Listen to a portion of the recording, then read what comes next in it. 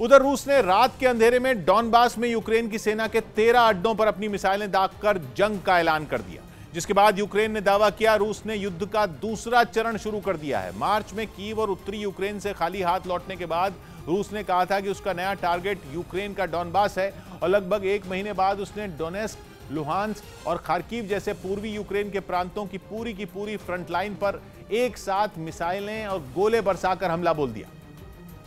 जिसके बाद डॉनबास से जो तस्वीरें सामने आई उनमें रूस की तोपें ऐसी गरजती दिखी मानो यूक्रेन का खून पीने के लिए तड़प रही हों।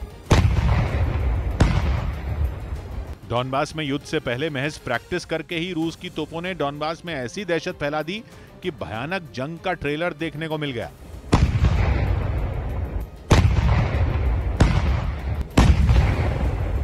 लेकिन इसके बाद जो तस्वीरें सामने आईं, उन्हें तो देखकर ही अंदाजा हो गया कि डॉनबास बारूद की बलि चढ़ने वाला है।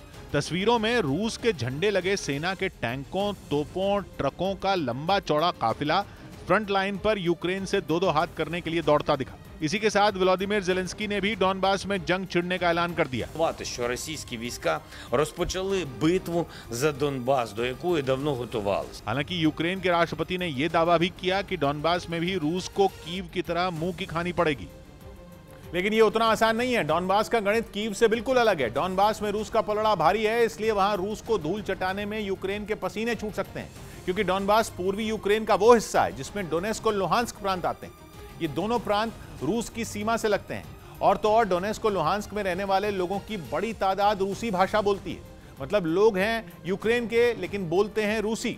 वो खुद को यूक्रेन के बजाय रूस के करीब मानते हैं, इसलिए 2014 से डॉनबास में यूक्रेन से अलग होने के लिए विद्रोह छिड़ा हुआ है। विद्रोही अपनी ही सरकार के खिलाफ हथियार उठाए हुए हैं और ये विद्रोही अकेले नहीं है, इनके सिर पर रूस का हाथ है। डॉनबास के काफी हिस्से पर रूस के समर्थन वाले इन अलगाववादियों ने कब्जा किया हुआ भी है। मतलब कहने को तो डोनेस्क और लुहांस्क यूक्रेन का हिस्सा है, लेकिन वहां के एक बड़े इलाके पर रूस के समर्थन वाले अलगाववादियों का राज चलता है।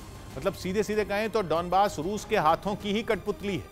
इतना ही नहीं, 24 फरवरी को यूक्रेन पर हमला बोलने से पहले पुतिन ने डोनेस्क और लुहांस्क दोनों को आजाद देश की मान्यता भी दे दी थी।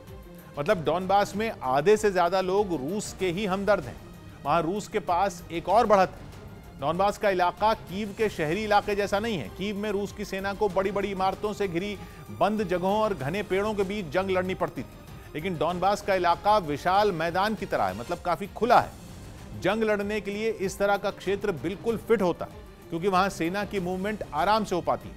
यही चीज रूस के लिए बड़ा हथियार साबित हो सकती है। अब क्योंकि डॉनबास का इलाका रूस के काफी पास है, इसलिए रूस की सेना को वहां अपने सैनिकों को खाना पानी पहुंचाने, उन्हें हथियार देने, उनसे बात करने में कम्युनिकेशन और लॉजिस्टिक्स वगैरह की वैसी दिक्कत नहीं होगी जैसी कीव में हुई थी।